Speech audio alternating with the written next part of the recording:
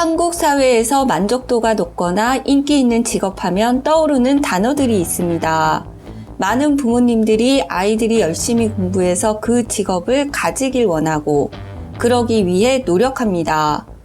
지금으로부터 3000여 년 전 이집트 서기관이었던 아버지가 아들을 서기관 학교에 입학시키면서 아들에게 한 이야기가 담긴 기록이 발견되었습니다. 이번 시간에는 고대 이집트 최고의 엘리트, 더 나아가 기득권을 형성했던 직업, 서기관에 대해 알아보겠습니다. 각 나라의 화폐에는 나라의 상징, 대표적 유물, 자랑스러운 인물 등이 등장합니다. 이집트의 화폐에는 이슬람 신전인 모스크, 고대 이집트 아부신벨 신전, 파라오 등이 등장합니다. 그런데 200파운드 지폐에 등장하는 이 사람은 누구일까요? 고왕국 시대 서기관이 이집트 화폐에 등장합니다.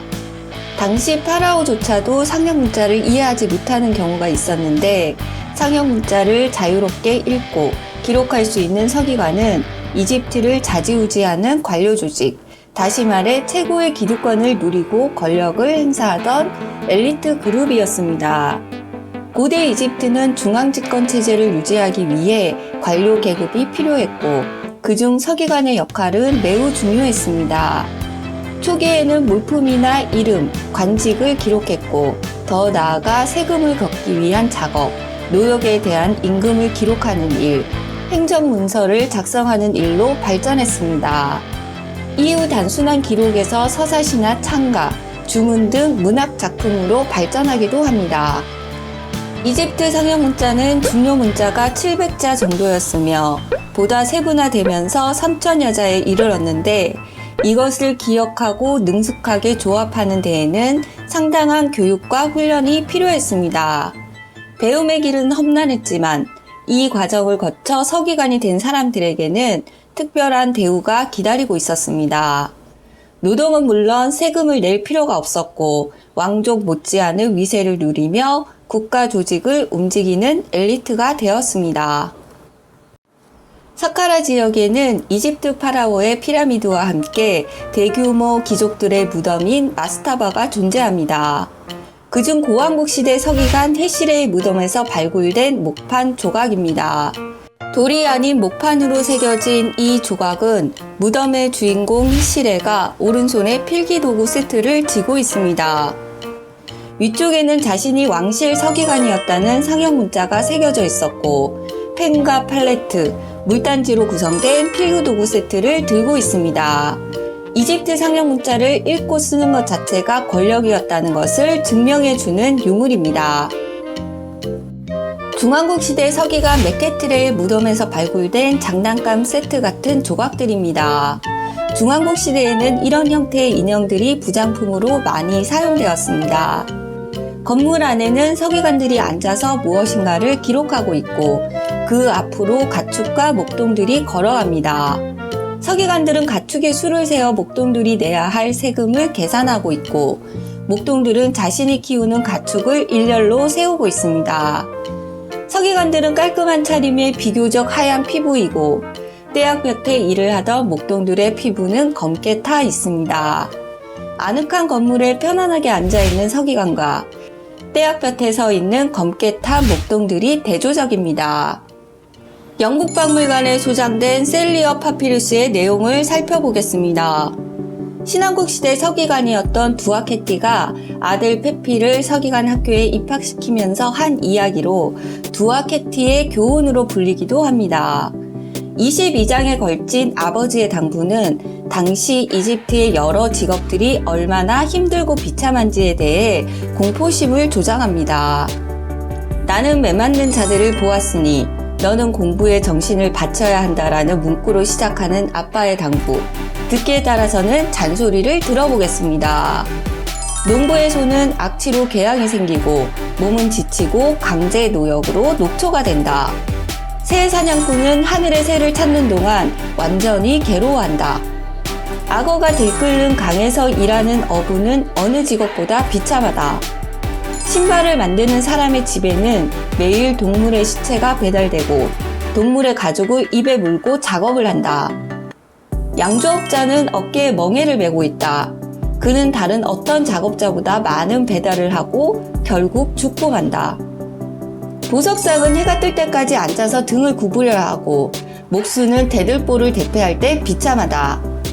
이런 형태의 반협박조의 내용을 나열하다가 다음과 같은 결론을 내립니다. 보아라, 감독관이 없는 직업은 없으나 서기관만 예외이다. 서기관이 곧 감독관이다. 그러니 서기관이 되어라. 자신의 자녀들에게 좋은 교육을, 좋은 직업을 갖게 해주고 싶은 부모의 욕망은 고대 이집트나 21세기 한국 사회나 비슷한 듯합니다. 고대 이집트 대부분의 사람들은 어려운 상형 문자를 이해하지 못했고 서기관들의 기득권은 공고해지고 엘리트 의식은 강해졌습니다. 영국 박물관에 소장된 하토르 여신의 스핑크스입니다.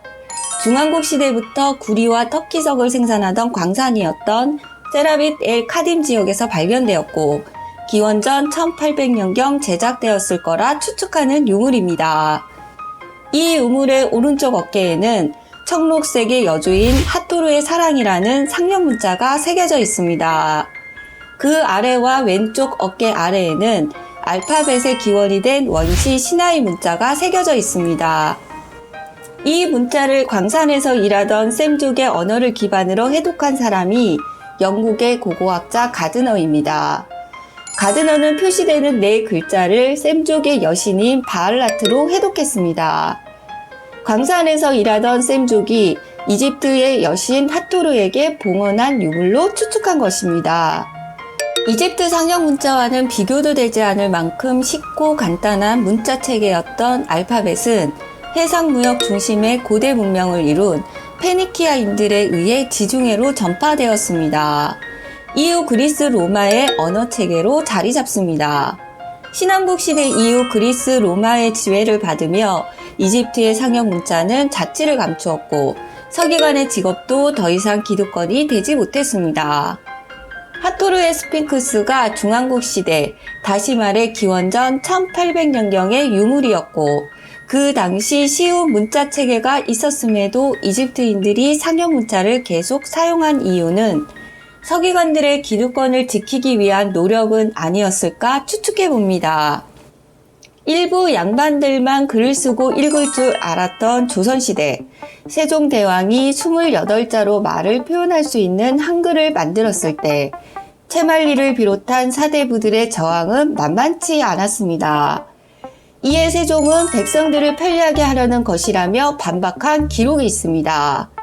사대부들의 반대는 나름의 명분이 있었지만 속마음은 많은 사람들이 글을 읽고 쓸 줄 알고 정보를 공유한다면 자신들이 누리는 기득권이 약해질 거라는 걱정이 아니었을까 상상해 봅니다. 21세기 한국 사회의 엘리트는 어떤 직업군일까요? 고대 이집트보다 훨씬 다양한 사회가 되었고 민주주의라는 제도로 국가가 운영되지만 어떤 사회든 기득권이 존재하는 것을 막을 수는 없습니다.